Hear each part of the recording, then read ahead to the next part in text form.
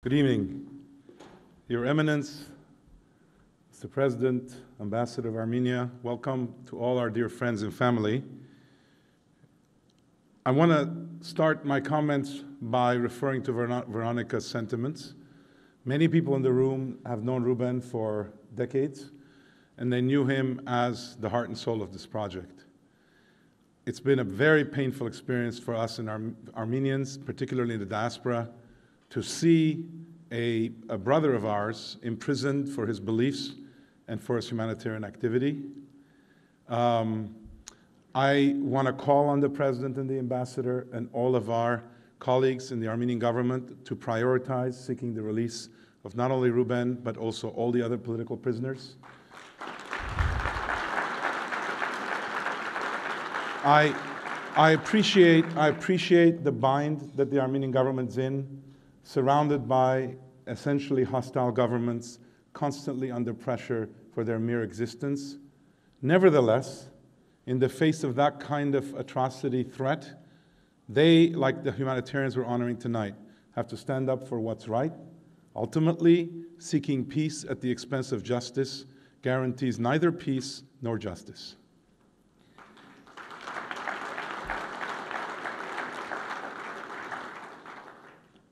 I want to take us back to the journey we're on, because we're building up towards the moment where we honor all the finalists and announce the laureate. Indeed, as you've heard many times tonight, this is a project rooted in the spirit of gratitude and action. Gratitude was instilled in all of us, descendants of the Armenian genocide.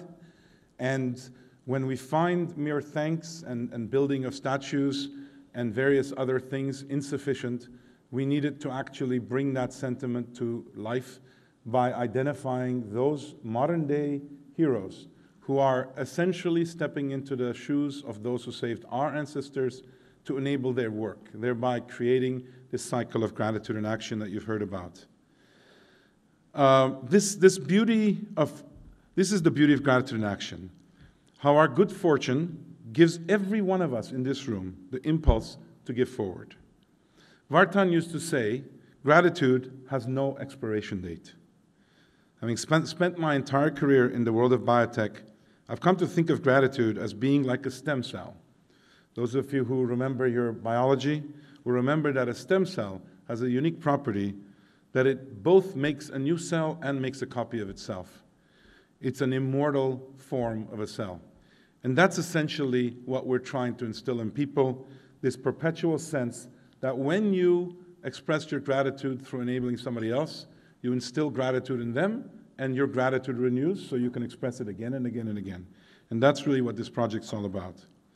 When we started Aurora, the idea was for this to last 8 years. The same number of years as the Armenian genocide from 1915 to 1923. But as time passed, we came to see that this project could play a far larger and more enduring role. That the suffering of one nation, the Armenians a century ago, could fuel a global movement. To date, Aurora has initiated, as you heard, and supported more than 427 projects in 56 countries and territories, aiding those who face dire straits to their health, human rights, livelihoods, and often their survival. You've just heard from some of those whose lives are far better because of Aurora's support.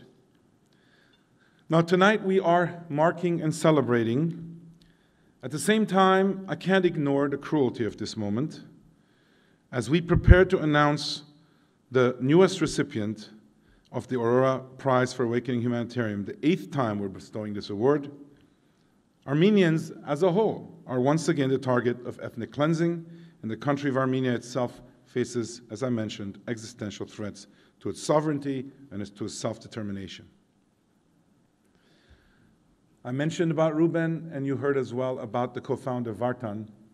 I must say I'm feeling entirely lonely in this activity, and I'm not looking for your sympathy, but I'm looking for you to keep them in your minds as we do this, as we cross this journey. I'm just their representative. Vartan passed away in 2021, and while he's not here physically, I know that both of them are here in spirit, and I wonder, what would they say? What would they do? Trying to get their spirit channeling through me. I think a lot about paradox. It's been everywhere in the recent weeks. On April 24, Armenian Genocide Remembrance Day, I raised my voice in a global letter calling for action to prevent another imminent genocide. It was published in the New York Times, the Washington Post, and the Times of London. But at the same time, while preparing for tonight, I've been reminded again and again of the immense good in the world, the courage, the selflessness of our modern-day heroes. You heard all about that throughout today.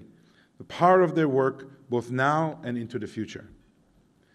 Anger and outrage, awe and inspiration. These are two very different mindsets, and yet there's a common thread. The Armenian genocide is often called the forgotten genocide, and today Armenia stands at the same brink of being forgotten again. But it's not just Armenia. In this time of polycrisis, many of the world's greatest crises go unnoticed or ignored. People get overwhelmed. Empathy turns off. There's a name for this phenomenon. It's called psychic numbing. And while it's understandable, it's just not okay. Which is a big reason we designed Aurora to operate as it does. This year's 3 Aurora humanitarians work in Bahrain, the Democratic Republic of Congo, and Iran, all of which are in the midst of humanitarian crises, but none of which rank high on the world's collective radar. Aurora stands for the forgotten. Aurora stands for the forgotten. It's in our DNA. Forgotten people, forgotten crises, forgotten genocides. We know what it's like to be forgotten. We know the scars it leaves. And we stand in solidarity with all people who experience this today. We also know the extraordinary power of heroic individuals. Those who survived the Armenian genocide were not rescued by governments or NGOs, but just other human beings. It's in that spirit that the Aurora Prize goes to individuals, to modern-day heroes whose work can have vast ripple effects. We believe on-the-ground leaders are best equipped to know where investment will yield the greatest impact. They are the experts here, which is why only a portion of the $1 million Aurora Prize funds the laureates' work directly, and the majority share of the prize is designated by the laureates to fund grassroots activities of their choosing. As we often say, we are all about putting the human back into humanitarian. Now, as some of you may remember, Vartan always recited this quote from Bertolt Brecht's Galileo, "Cursed be the land that needs heroes." But he would always continue to say, you know, given human nature, I'm afraid we're always going to need these heroes. Tragically, recent history continues to bear this out. The need for modern-day heroes has never been greater. With your help, we will keep their numbers growing and expand Aurora's impact exponentially.